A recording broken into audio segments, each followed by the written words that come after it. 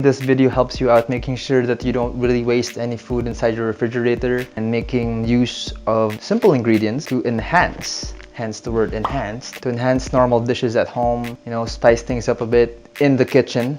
Okay, and I'm gonna be posting more videos like this, so if you like this video, make sure to leave a like and subscribe button. Comment down below which dish you want me to make next. For today, I'm gonna be making use of this roast chicken that I've previously cooked. If you have baliwag left over or somewhere chooks to go and ducks, those have more flavor, so maybe adjust the recipe according to the chicken you have. Okay, so we're making a roast chicken afritada, a baked roast chicken afritada. It's gonna be really delicious, so hopefully you guys like this recipe, and let's get started. Let's start off by cutting our roast chicken into smaller pieces and leave it somewhere safe while we make our sauce. For the sauce, it's gonna be pretty basic. We just need to chop some onions, garlic, tomatoes, carrots, and green and red it's green bell pepper. I swear this was supposed to be a red bell pepper. But anyway, this is all the veg we need for the afritada sauce. For our toppings later, peel potatoes and with a cheese grater, carefully grate the potatoes inside the bowl of water so that it doesn't oxidize. Once you're done, wash the liquid off until the water becomes clear. This means we wash the excess starch out. This will make sure that the potatoes turn crispy when we fry it later. Once you're done, set it aside. Okay, for the sauce of the afritada, let's saute some onions and tomatoes first until they're fragrant. Add the garlic, carrots, and a piece of bay leaf after.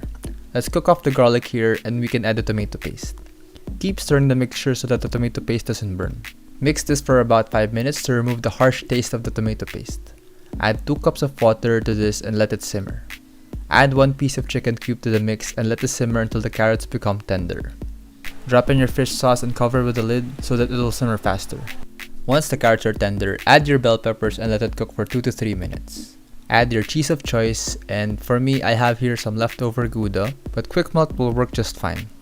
Let the sauce thicken up before we add it to the roast chicken. Get an oven-safe container and add your chicken. You could mix the chicken with the sauce or just top it off like this. It's your choice. Top it off with the rest of your cheese and pop it inside the preheated 200 degrees Celsius oven for 15 to 17 minutes or until the cheese is nice and melted. Once the afritada is in the oven, let's start making our crispy potatoes. Make sure to drain the potatoes well before frying it. Preheat some oil in a pan and drop the potatoes gently. Stir the potatoes occasionally so that they don't stick. This will take about 12 to 15 minutes on low heat. Once you feel the potatoes are getting crispy, drain the oil and transfer this into a paper towel lined plate to remove the excess oil.